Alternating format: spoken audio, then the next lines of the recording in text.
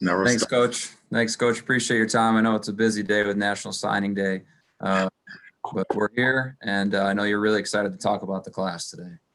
Yeah. Thanks, Ben. Yeah, I'm gonna look down a little bit. I'm gonna be reading some remarks. Can't remember all this stuff. So I would like to thank you all for joining us today. Obviously, first I'd like to congratulate our 2021 MSU football recruiting class. We're proud of your hard work, both in the classroom and on the field, and we look forward to getting you on campus very soon. Our general goal in recruiting is to fill our needs while strengthening our roster from top to bottom. We're not just collecting players or chasing stars, we are building a team. The question we ask ourselves of each player we recruit is, can this player fit with our team, our culture, and help us win the Big Ten? We have worked very hard to stay ahead of the curve with our approach to recruiting and the new transfer portal landscape in college football. We have adopted an NFL approach to recruiting. Much like the NFL, there's a draft and free agency today in college football today. We have a National Signing Day, and we have the transfer portal. That itself demands new approaches. We have developed a college scouting department to mirror a pro scouting department like you would see at the NFL level. Right now, there are more than 10,000 total names in the transfer portal as we speak.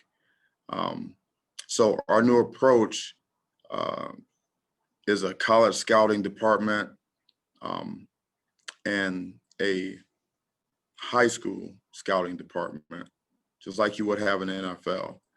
And so our scouting department, their job doesn't end. It doesn't end today, because there are players in the portal that they won't sign papers. They won't sign letters of intent. Some players may not sign any type of paperwork until they step foot on campus in the spring or the summer. So we have worked to be proactive, progressive, and aggressive in these areas. As I stated earlier this month, recruiting is a huge emphasis for this program. The theme for this class is 21 Built Strong. We have players from across the nation signed as of right now, including players from the great state of Michigan. There will be several noticeable trends when this class is finished, the most obvious of which is size. We recruit to a specific size model for each position with few exceptions. All of our guys from the 2021 class are tough, they're physical, football players that will forever be a part of the state tradition. And as I said, we're not finished building this class yet. There will be announcements throughout the rest of this day and into the spring and into the summer. This has been an unprecedented year full of some tremendous challenges, and this staff has done a great job to help establish our relentless program and make real, authentic connections with this class. I want to thank our new scouting and recruiting departments and creative teams for their incredible efforts. I want to send a specific thank you to all of the groups that have helped and will continue to help recruit virtually. Our academic staff, strength and conditioning staff, our player engagement teams, they've all made a tremendous difference.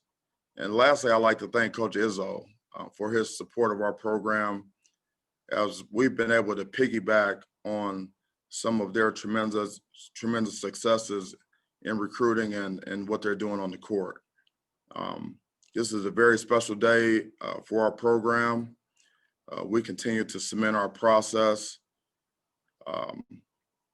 It's a process-driven culture. And here in East Lansing, we're looking to build something special. So with that, I'll tell you a little bit about some of these guys that I can talk about. We can only talk about the guys that we have paperwork on. Obviously, recruiting never stops, and it's perpetual motion, goes on forever. Geographically speaking, we have a player from Alabama, we have 2 players from Florida, 1 player from Maryland, 5 players from the great state of Michigan, 1 player from New Jersey, 2 from Ohio, 1 from Tennessee, and 2 from Texas. We have 1 JUCO signee, 14 high school guys, position breakdown, 1 quarterback, 1 tight end, 3 O linemen, 1 running back, 3 D linemen, 1 linebacker, and 5 DBs. Mid-year enrollees, Ethan Boyd, Michael Gravely, Hamp Faye, and AJ Kirk. Offensive line, average size 6'6", 302. Defensive line, average size 6'6", 280. Defensive back, average size 6 feet, 178. Quarterback, 6'6", 230. Running back, 6'1", 205. Tight end, 6'4", 220. Linebacker, 6'3", 220 are the sizes. I can go over just a few of these guys quickly. I could talk to you all day about these guys. I'm just going to highlight a couple guys by position. Hamp Faye, quarterback. He missed most of his junior year with an injury, but played really well his senior year. He threw for 392 yards in a playoff game against the Arlington team, and he committed in late April. And he actually was able to see campus before we shut down. Davion Prim, running back. He was our very first commit in this class. He helped lead Oak Park back to the district title, back-to-back. And his team was getting ready to play in the regional finals, but the state tournament was postponed due to COVID-19. Cam Allen, tight end. Has a team best 38 catches for 743 yards and 8 touchdowns as a senior. He scored a 71-yard touchdown in the state playoff win last Friday, and he'll play in the state playoffs Friday at Globe Life Park. O-line, Brandon Baldwin. Played basketball in high school, had very good footwork. Unfortunately, he didn't get an opportunity to play this fall with the season being canceled, but he has tremendous upside. He's ranked one of the top 50 JUCO prospects in the nation. Southfield area in Detroit. Ethan Boyd, excited to have him here. Excited to keep him home in East Lansing. His team obviously advanced to the regional finals, but the tournament was postponed due to COVID-19. He committed in April. He was the second commit in this class, and he was able to meet us before we shut down. Kevin Woodrington, offensive line, probably one of the most improved players from his junior to senior year. He really worked hard this summer to transform his body. Played at the Hunt School in New Jersey, and is playing against top competition. DB Antoine Booth comes from a great high school program in DeMatha Catholic. Same high school as Darian Harris, a great Spartan dog. I didn't get a chance to play this season because of COVID-19. Their season was canceled. His father, Tony, was an All-American safety at James Madison and was drafted by the Carolina Panthers. Chuck Brantley, DB. He's a ball hawk. He had more than 20 interceptions during his high school career. He helped lead Venice to the 2019 Florida Class 7A semifinals as a junior and a berth in the Florida 7A Regional Region 4 finals as a senior. His uncle, Herb Haygood, was a wide receiver here at Michigan State. I was here with Herb when I was a GA. Michael Gravely Jr., first team All-State in Ohio, Division I. one of the best defensive back recruits in the state of Ohio. Can relate to Mike as a Cleveland guy, and I've had a lot of success recruiting guys from Glenville and from Ted Ginn Sr. over the years. Defensive back Stephon Johnson, outstanding athlete, played corner, quarterback, and wide receiver. He rushed for a school record 387 yards and 5 TDs in a state playoff win last year versus Palm Beach Lakes. Has 6 total TDs and 483 total yards in that game. He's teammates with Chuck Brantley at Venice High School. DB AJ Kirk. He's a younger brother of Mike Doss, who I coached at Ohio State. State championship with Archbishop Hoban High School as a senior, and he's named All-State in Ohio as a senior. And he is a big-time hitter. He will knock you back. D-line, Derek Harmon, large human being. He occupies 4 hands in blocking. Okay, he's massive in the middle. He's a dancing bear as a pass rusher. 2-time first-team All-State selection. Started all 4 years in high school on the offense and defensive lines. D-line, Alex Okello, big-time upside edge pass rusher. He can bend, he can run. He shows natural ability to get to the quarterback. He's got great length for a defensive end at 6'6". He helped his high school team to the state semis this year. D-line Tyson Watson, tall, long, powerful, smart, consistent, big-time upside. He's got a good build. He's got bulk. He's got great strength in his lower body. He can push the pocket. And he's got plays with really good power and instincts. He's got great size and length for a defensive lineman. And he helped lead Warren-Mott to a district title. Linebacker, Carson Castile, averaged 11 tackles a game as a senior, also wrestled in high school, and was the area wrestler of the year in 2019. Never gone wrong with a wrestler.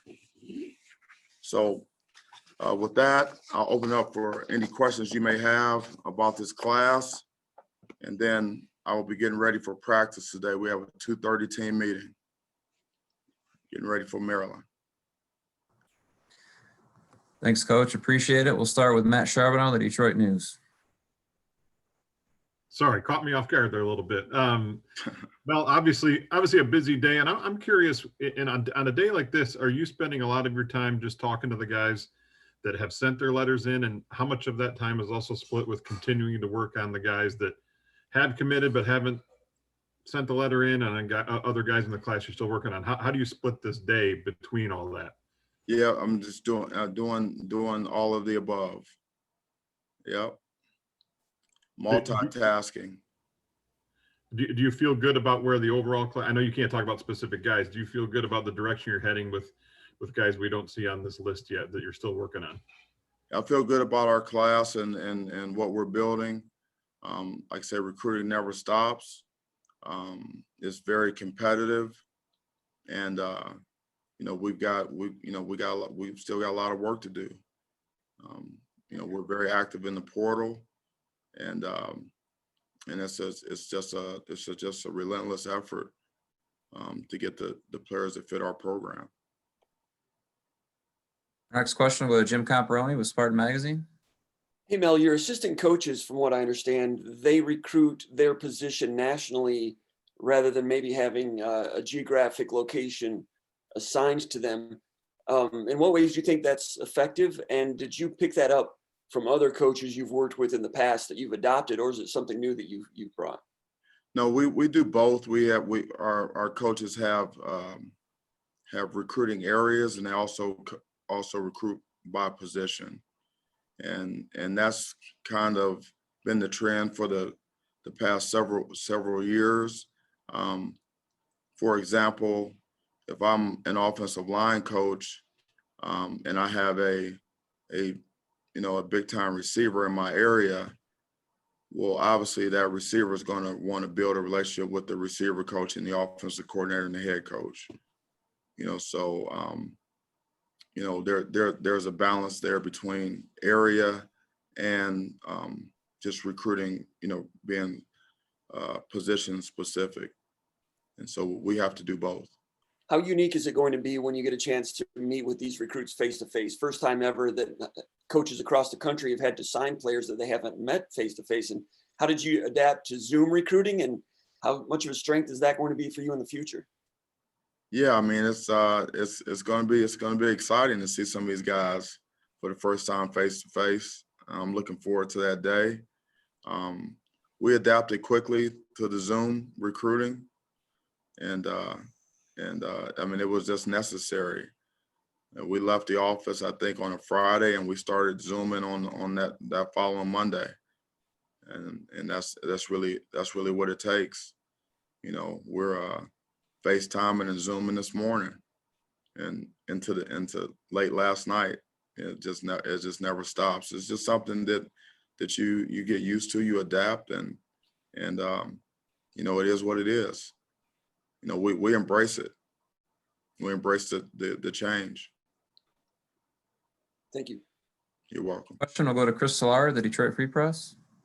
Hey, Mel, you've talked so much about the portal. I guess, do you have a number that you want this class to grow to right now, or is it difficult with trying to figure out who may be coming, who may be staying, who may be leaving, and when do you kind of have an idea of when you want to have that figured out? Yeah, we have a very good idea, but it's not to our advantage to talk about the numbers of guys we're going to sign. That could actually be a competitive disadvantage in some situations. But we know exactly where we want to go and how we want to get there. As a follow with Brandon Baldwin, does he have 4 years of eligibility for you guys coming in from JUCO without not playing this year? Yes. Thank you. Our next question will go to Lindsey Huddleston. Thank you. Hey, Mel, congratulations on your first signing day here at Michigan State. My question kind of goes to what Jim touched on a little bit about recruiting in the digital age. You took us down memory lane yesterday about the VHS recruiting and the sleeves and all that. I mean, you got the Office of College Scouting, the Office of High School Scouting. What are some of the big differences that you have to work on and things that are still similar to that old school recruiting style that you used to work on too? The things that are similar is you got to trust you have to trust your eyes in recruiting. It really comes down to the tape. Do you know a good player when you see one? The thing that I just won't do is I won't recruit off of the rankings. We have a process of how we identify players, and we have a process on how we evaluate them. And I don't take into account, where they're ranked, in my evaluation. Just have to trust the tape, trust my eyes, know a good player when I see one, and know what we're looking for, within a scheme or offensive, defensively, or toughness or instincts or size. And then you have to be able to project players as well. Even in the NFL, when you draft guys, it's often a 2 to 3 year projection on those guys. And so you're looking at young guys and you're saying, some of these guys, they're 16, 17 years old.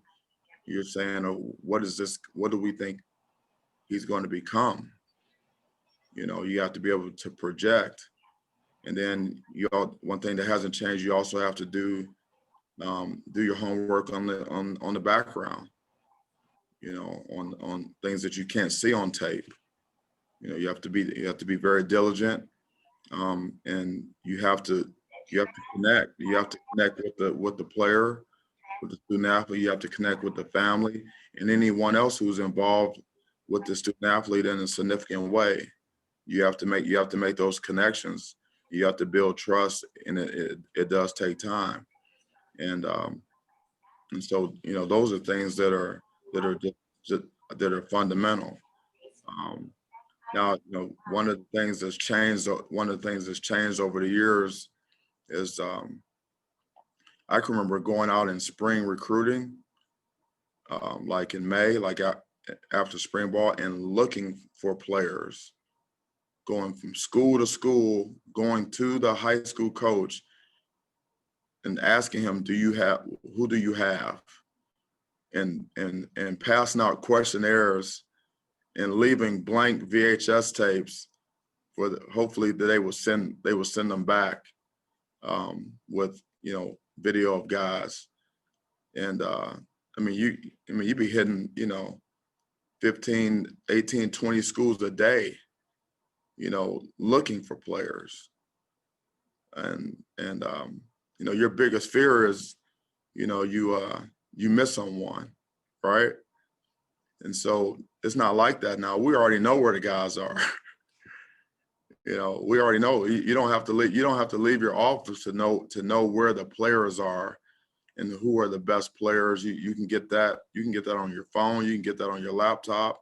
We have access to that. We have all these services, and so identifying players is not as difficult as it used to be, but the evaluation is critical because you got to get the right guy. You got to get the player that's right for you. He may be good for another team. He may be great for another program, but he may not be great for us. And so that's how readily you can find guys, nationally and get information, get measurements on guys, and there's a ton of tape on guys. And that's something that's new. It didn't used to be like that. And the other thing that's different is with the texting and the FaceTiming. That's constant. Because if you're not talking to them, someone else is. And it's not like I didn't get the text.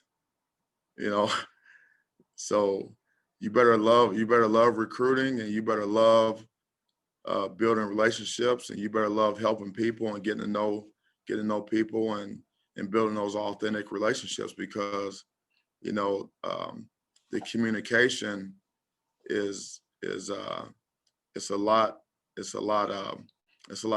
easier, and it's constant, daily, morning, noon, and night. Thank you, Coach. Sir. Our next question will go to Matt Wenzel with M Live. Hey, Mel, when you look at a guy like Hamp, who you mentioned the injury, I think he played, he was playing wide receiver at a different school, and I think he had only 3 games at quarterback his junior season. And you guys offered him when you were at Colorado, and obviously transferred over here. I guess, what did you see in that, that really limited window of quarterback play, and did you take into account any of the wide receiver stuff that made you believe he was the right fit for you guys? Yeah, obviously, again, like I said, you have to trust your eyes and all of the tape that you do have.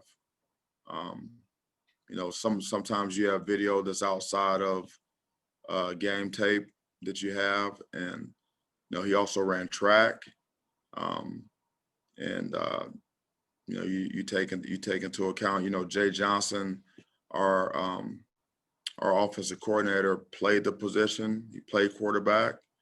Actually, he won't say this, but Kurt Warner played behind him for 3 years in college, and so he knows quarterback play. He knows arm talent and mechanics and things like that. Are certain things that he's looking for in a guy. He's looking for these traits, and then also the mental. Being able to evaluate a guy's ability to process information, and run an offense and lead. There's a lot that goes into that, and so we trust our evaluation, and we're really happy to have him. He was a top target for us. sorry, obviously very busy time for you now and has been for a while. When the season does end, I know you've got a whole staff and you're part of the recruiting process, but when there aren't games to prepare for, is that a situation where you plan on being even more individually involved in these recruiting battles that are going to linger? Oh yeah, the recruiting never stops. You know, I'm always involved in the recruiting battles with the guys. And so, I mean, that's just, I mean, it never stops. And we don't just recruit one class at a time. You know, we're also on the 22s and the 23s. So it's just perpetual motion. And so it's a coaching in college football is a lifestyle. You know, it really is. You know, when you coach in the NFL, there is no recruiting. You know, you could say there's recruiting for free agency, but at the end of the day, when you're out to dinner with a free agent, when he's on his visit, he just keeps checking his phone to see what his agent has to say about, you know, the terms of the contract. That's what it really comes down to. Is not a whole heck of a lot of recruiting going on there. And in the NFL, you know, when your phone rings, if it's not the head coach, the owner, the GM, you don't need to answer it. You know, it's a lot different in college, and so it's a lifestyle. So recruiting and in season, I don't call it off season. I call it out of season. You got the in season and the out of season. It's all woven. It's all intertwined. You know, even on a so-called vacation, you know, there's no vacation from recruiting. Thanks, Mel. You're welcome. Our next question will go to Stephen Brooks with 24/7 Sports. Hey, Mel. What do you think you and your staff did well to make some of these guys who are far away, and even the ones that have committed before you guys started playing and could see the product? What did you think you guys as a staff did well to make them feel comfortable with Michigan State and the idea of that? Yeah, like I mentioned before, you know, we had a lot of people involved, a lot of different departments. You know, we had some very successful virtual tours, and so we involved academics, player engagement, strength and conditioning, with that, along with position meetings, meetings with coordinators, obviously, meetings with myself, and just really working hard to connect, you know, and, you know, it just find out more about guys, ask them, ask them about their goals, their dreams, you know, academically, you know, how can we make this a fit, you know, and the more you talk to the student athletes and their families, those contact points, the more they get to know you, the more you get to know them, and they need information. And that's a big part, you know, when you can't go and see a place, you know, how can you paint a picture? How do you paint the picture when they can't see you, they can't see the place? So, you know, our creative department is huge, you know, with the graphic design, you know, videos, you know, and we have to be very responsive, you know, to, you know, questions. We got to give them answers quickly. You know, we have to be very resourceful, and I think those are things that you know we did well, because, you know, everyone here understands that recruiting is the lifeblood of our organization, and you know, we're built for recruiting. You know, everyone here in some way, shape, or form has some type of role in recruiting. You know, it has going to have some positive effect on recruiting, whatever their role is. And another thing, if I could, really quick, just what do you see as the role of the head coach, or just yourself, obviously, in recruiting? I mean, you've been enough places. I'm sure you've seen different styles, and sometimes the head coach is just the closer or this or that. I mean, what do you see as the role of the head coach in this? Yeah, but really just depends on what's needed. But I'm always available. I like to connect with the parents. I like to connect with the student athletes. I like to connect with the coaches and anyone who's involved with the student athlete. So I like to be involved, and it may be a closer role at times. It may be I offer myself as a resource to student athletes and their parents, because 24 years of coaching and 10 in the NFL, they got a lot of questions, and I want to help them, because maybe it's not the right fit for them here, but I can still help them understand the process of recruiting and what's happening. Some of these families, they've never gone through the recruiting process. Some have, and so helping them understand just how everything works and what recruiting is all about, and why are you getting all these calls, and why are you getting all these offers, and what do they mean, and what does a commitment mean, and when do you sign, and all those. I mean, there's a just how do I get to the NFL?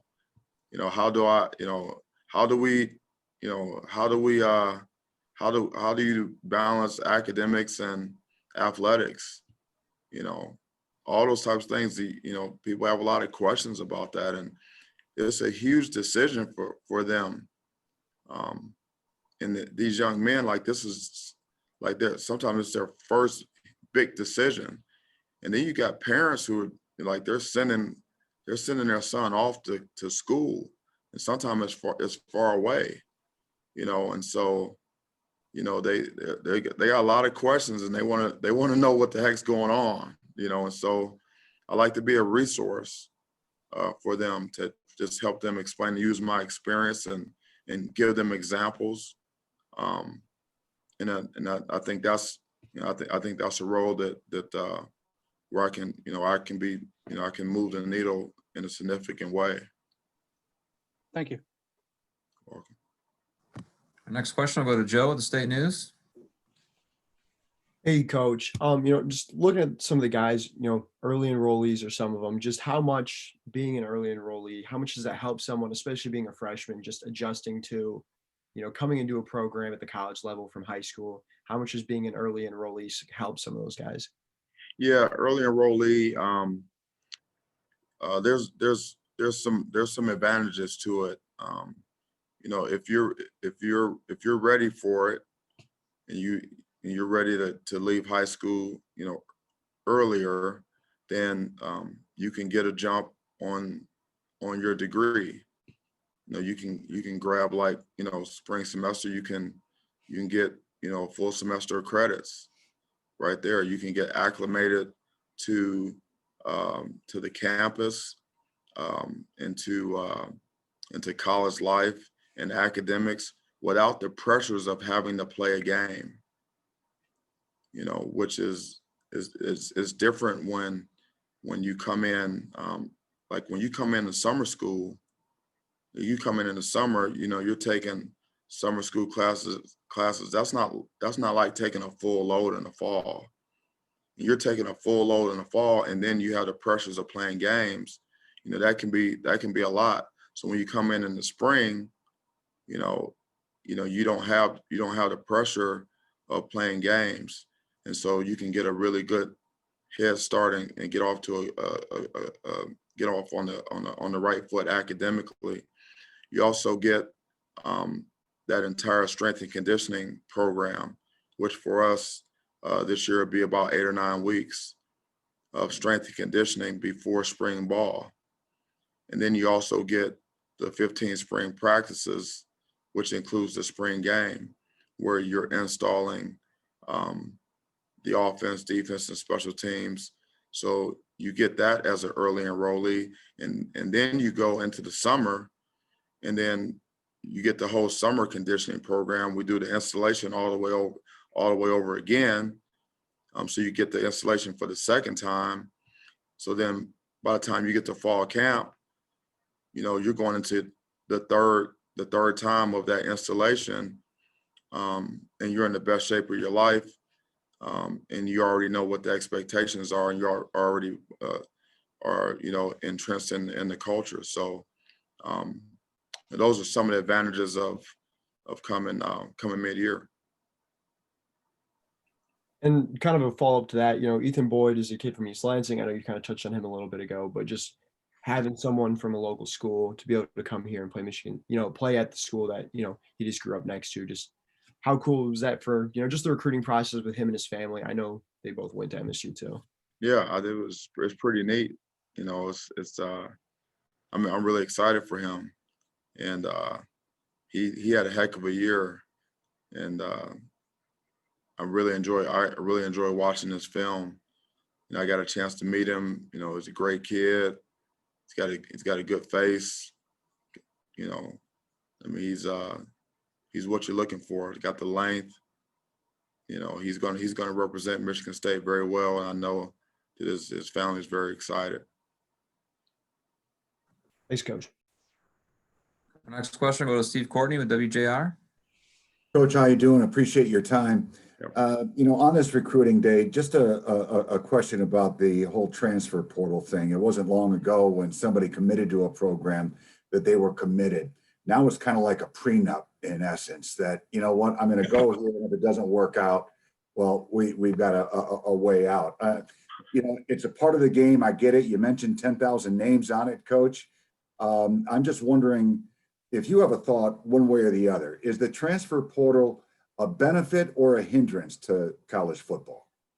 Yeah, that's a great question. And like I've said before, I really believe in neutral thinking and taking just a very neutral approach to these types of things, to pretty much everything.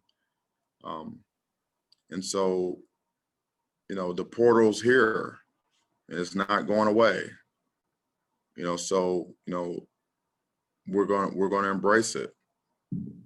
And I've gotten players out of the portal, and I've seen guys go into the portal, and that's part of college football now. And so, I try to take the judgment out of it, good, bad, right, wrong, really just look at what is the truth is here, what is it all about? How do we navigate it? Figure it out. And that determines, like what we need to do next. How do we need to structure, our recruiting department? What changes, how do we adapt? And then how do we maximize our opportunities for our program? That's the way I approach it. Thanks, Coach. Appreciate it. Yep. You're welcome. Next question, go to Jack Ebling. Mel, you knew this program on a lot of levels when you got here in February, but what have you learned about the national perception of Michigan State football, and what's a little different than you might have imagined? Michigan State is a national brand. We can recruit, coast to coast, and all the high school coaches and the players, they know Michigan State, and they respect Michigan State, respect the brand, and respect the history and the tradition. And there's only 2 Big Ten teams that have been in the college football playoff. I'm not sure if I've been surprised by very much, but I know there's a lot of pride in Michigan State across this country.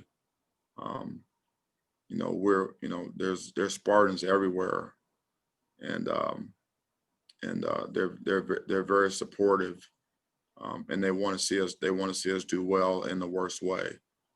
And so you know, that I know that we have I think it's over 550,000 living alumni, you know, all over this country, all over this world. And so our reach is very broad.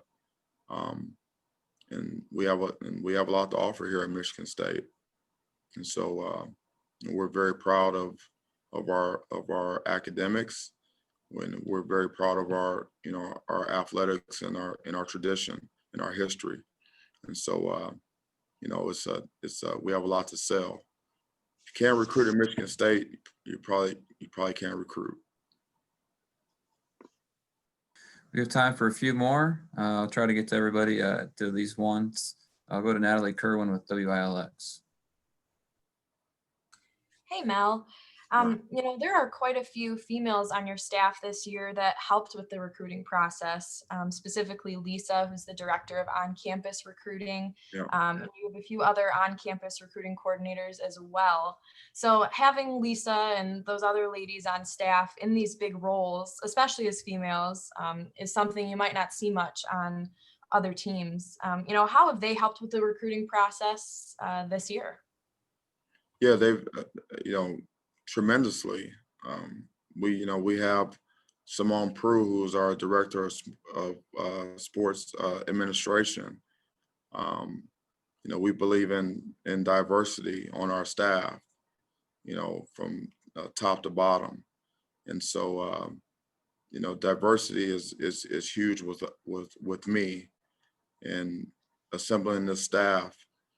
Every position is important, and what Lisa does and her staff, and Tessa and Lauren and you know it's a team effort, you know, and I think that's appealing to a lot of student athletes and their families, because you know we're actually you know we actually have a family atmosphere here, in a family environment, and that's our culture. And so when a mom and a dad, grandmother, grandfather, they decide that they're going to send this young man off to school, you know, they want to see you know, authentic family environment that's got a strong you know, a strong culture that's built for success, and they want to see diversity, you know, on the staff, you know, in all areas. And so I think that's one of our strong points, and we're going to continue to you know, to value diversity on our staff, and as we hire people, you know, that's a huge factor. We have time for a couple more before Coach has to go off for another interview with the Big Ten Network. Busy day today for Coach. We'll go to Paul with Spartan Magazine. Paul? Hey, Coach, I wanted to ask you about your in-state recruiting efforts, and if you felt like you established enough of a foothold with the class that you have to kind of build for the future, and maybe keep some other teams out of your backyard, like a Penn State, who's been in Detroit quite a bit for the last couple of years. Yep, we're working on it. You know, we've got a good start to it. We're building relationships with the high school coaches, and you know, with the players, the student athletes, and everyone involved. You know, we've you know, I think we've made some tremendous strides since February 12th. It doesn't happen overnight, because it's all about relationships. It's about trust. But the response that I've gotten in state is that it's been very positive. They see the direction of the program. They appreciate the way we're going about our business. and they're taking notice of what we're doing. And the one thing when you recruit in your state, you can't take those high school programs and those student athletes and those coaches. You can't take them for granted. You can't just assume, hey, just because you're in our state and you're right here that you should come to Michigan State. You gotta recruit those guys just like you would be recruiting somebody from Texas or Florida or New Jersey. You know, you gotta earn it.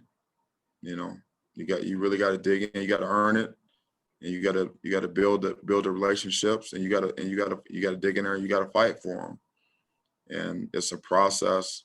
But we're committed to doing that, and we're going to be aggressive in our state. We're going to offer guys early, and we're going to be honest and upfront with them and with the coaches, and we're going to do what we say we're going to do. Thanks, Coach. Thanks, Paul. Our last question will go to Audrey Dahlgren with WLNS. Mel, I was wondering about, you guys had signed 3 corners and a safety. And so the emphasis may be on getting guys in the secondary, or was there an emphasis on getting those kinds of players, or just the mindset, the thinking behind signing those guys? Yeah, we wanted to add some players to our secondary. That was a point of emphasis. And, you know, as we go, you'll most likely see more. You know, we play a lot of defensive backs, and you know, we need to be strong in that area. And so you know, good defensive backs are not always easy to find. You know, so it's critically important that we have the right types of guys in our defensive backfield. They can play multiple positions. I really like guys that are interchangeable. I like guys that can play corner and safety. I like guys that can play in the nickel spot, like can play in the slot and can play outside. I like guys that can bring special teams value as well in the secondary. Thank you. You're welcome. Well, that's all the time we have for today, Coach. Really appreciate you taking the time to talk with everybody on this busy signing day. Yeah, thank you so much. Again, appreciate everything you guys do. And I'll be seeing you guys soon. Go green. Thanks, Mel. Thanks, Yeah. Coach. Thanks, Mel. Rest of the day. Thank you. Thank you. Thanks, Ben.